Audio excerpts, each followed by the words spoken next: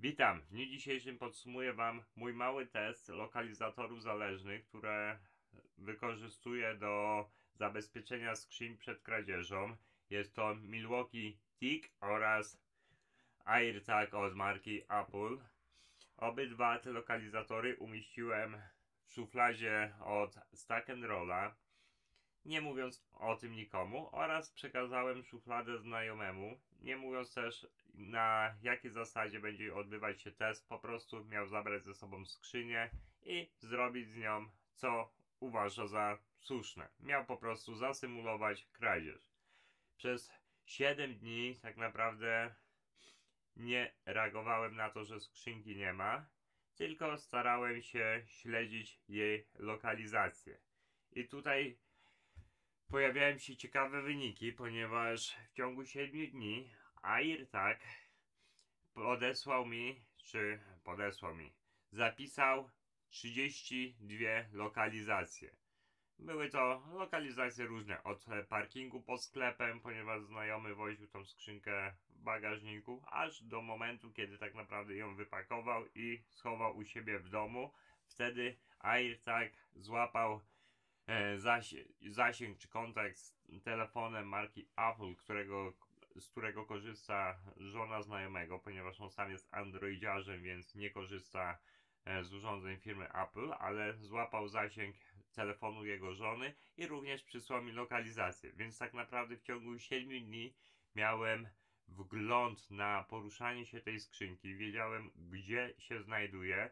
I to tak naprawdę z dokładnością do 2-3 metrów, bo AirTag jest w stanie podać nam taką lokalizację jak osoba przechodząca obok lokalizatora. Więc na przykład wystarczyło, że stał pod marketem, jakimś tam powiedzmy typu Biedronka, i ktoś przechodził obok jego auta, w którym znajdowała się skrzynka. AirTag wysyłał sygnał do telefonu i telefon przysyłał swoją lokalizację tak naprawdę do mnie, czyli mógł się różnić tam tej odległości, jaka jest zasięg Bluetooth, ale jeśli ja bym podjechał na miejsce ze swoim telefonem, już wtedy mógłbym tak naprawdę do odległości 1 metra namierzyć AirTaga, czyli tak naprawdę skrzynkę.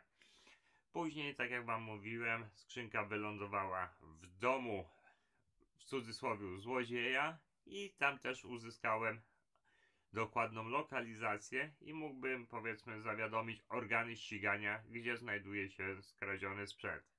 Jeśli chodzi o Milwaukee TIG, w ciągu 7 dni otrzymałem dokładnie 0 powiadomień o lokalizacji, ponieważ tak jak Wam wspominałem w filmie prezentującym, Milwaukee TIG wymaga, żeby osoba, która przechodzi obok urządzenia, miała zainstalowaną aplikację OneKey od Milwaukee, a no niestety w naszym kraju jest to bardzo rzadkie.